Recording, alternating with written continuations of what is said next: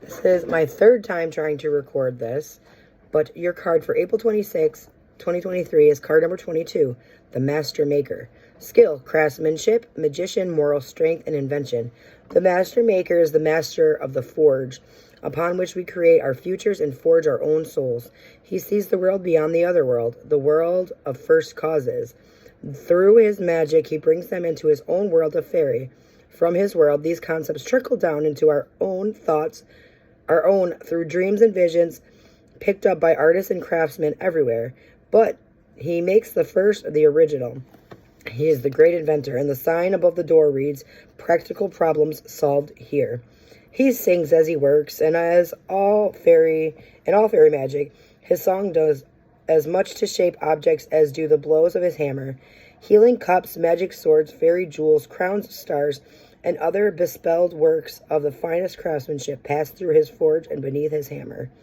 The master of fire, air, earth, and water, he adds the fairy element of moonlight to everything he creates.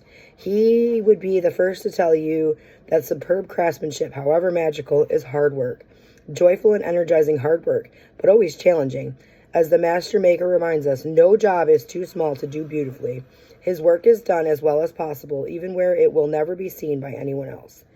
Bringing ideas into excellency, crafted reality can only be done when we, like the Master Maker, are willing to plan meticulously, begin carefully, and persevere through difficulties, learning still more of our craft as we work. Craftsmanship is also a labor of love. We must be willing to tackle difficult challenges and have a determination to surpass previous achievements. Patience is always required, as is the willingness to do a thing again and again until it is even better than the best one can do. The Master Maker has the moral strength to refuse the temptation to do anything less, and he is a protector and a teacher of the traditional values of his craft.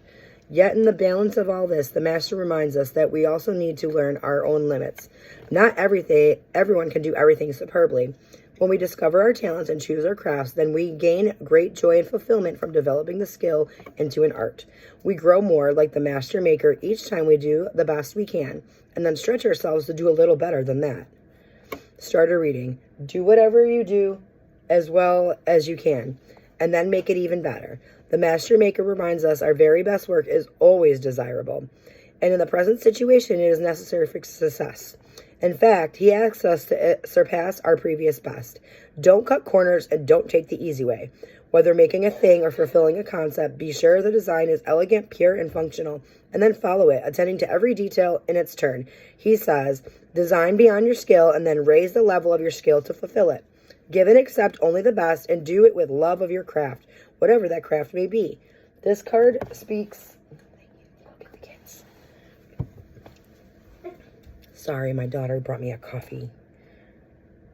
This card speaks of long-lasting achievement, creative problem-solving, and confident action. It may suggest cooperation with others, especially from a position of responsibility or of teaching one's craft to others. Success comes from practical application of traditional principles in life and work. Reversed, when Master Maker's wisdom and skill are blocked, shoddy craftsmanship is a problem.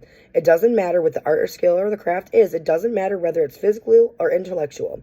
This situation is likely to deteriorate badly if people do not give their best, and then do even better than that.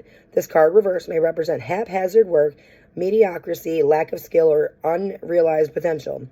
While traditional values of quality, integrity, or workmanship are important, being dogmatic or stuck in outworn ways just for the sake of tradition is another block to the art of the craftsman. Twisted, the example of this card becomes indicative of the misuse of the craftsmanship. For example, we might use our skills in finishing to hide flaws in a structure of either a physical object or concept or organization. The destructive mode here is to use our skills and craftsmanship in any field to create the means of destruction, whether of lives or the environment of hopes and dreams.